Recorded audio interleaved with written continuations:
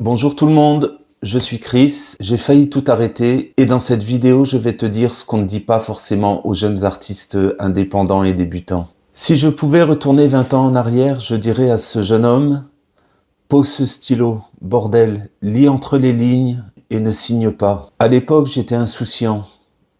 J'avais investi le peu d'économie que j'avais pour faire une maquette, un photoshop, un semblant de réel. Pour moi, je pensais que c'était le début de la gloire.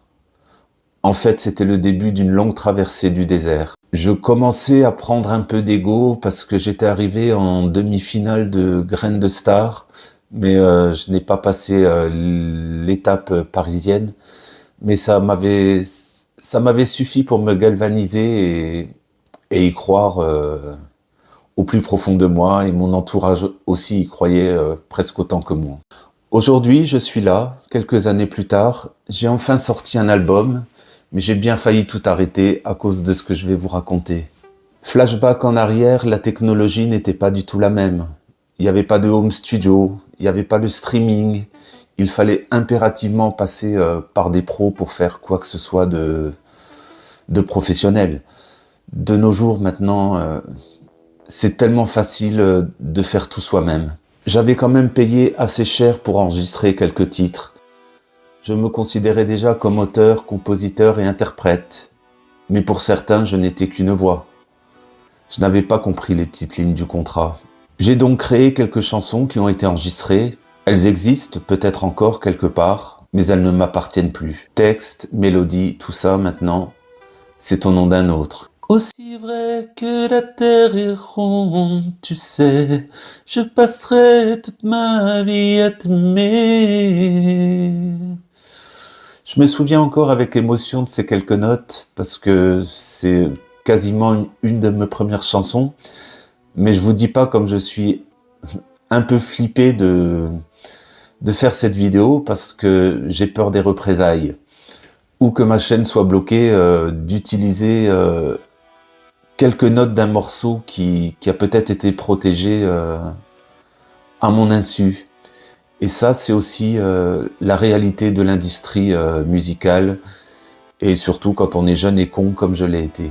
Et c'est pas la seule face cachée de ce business. Il y a un sujet dont on parle rarement, surtout entre mecs. On pense bien souvent que le harcèlement ou les propositions indécentes, c'est un truc de femme. Dans le cinéma, dans la musique, ou peu importe l'art dans lequel on s'exprime. Moi, on m'a bien fait entendre que pour réussir, mon talent ne suffisait pas. Qu'il fallait donner autre chose, si vous voyez où je veux en venir. Ça ne m'a guère surpris. Ça m'a un peu dégoûté, même beaucoup.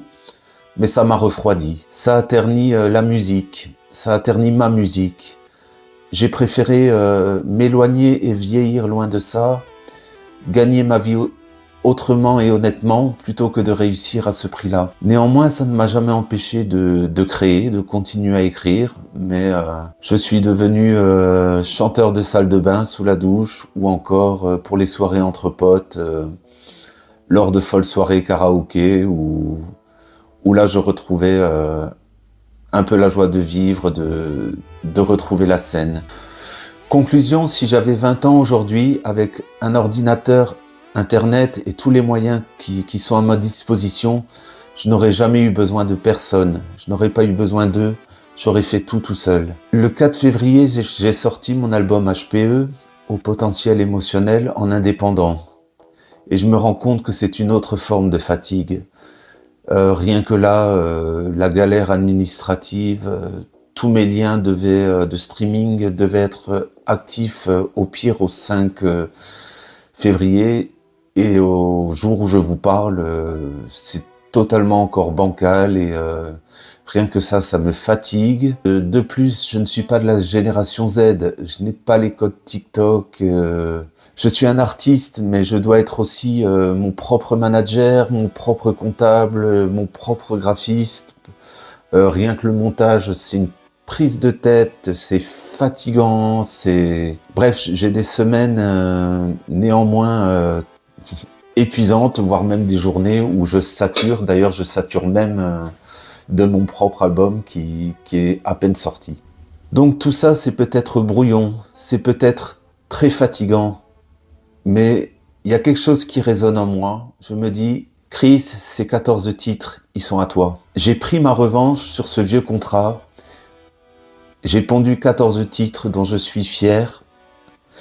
D'ailleurs, si tu veux voir le résultat de cette liberté retrouvée, samedi 14 février, le jour de la Saint-Valentin, je diffuserai le clip officiel de Superman, donc ici même sur ma chaîne. Donc tu peux t'abonner en activant la cloche pour ne pas le rater. C'est preuve que peu importe d'où on vient, on peut se relever. Et d'ailleurs, si toi aussi, comme moi, tu es un artiste indépendant, qui connaît les galères, les hauts, les bas, n'hésite pas à me le dire dans les commentaires, qu'on se stimule ensemble, on peut créer des choses, se donner des tuyaux, faire pourquoi pas des sons, des collaborations. Bref, lâchez-vous, ça me stimulera, ça peut vous stimuler, on se surélève l'un l'autre. Merci de m'avoir écouté et je vous dis à bientôt. Ciao!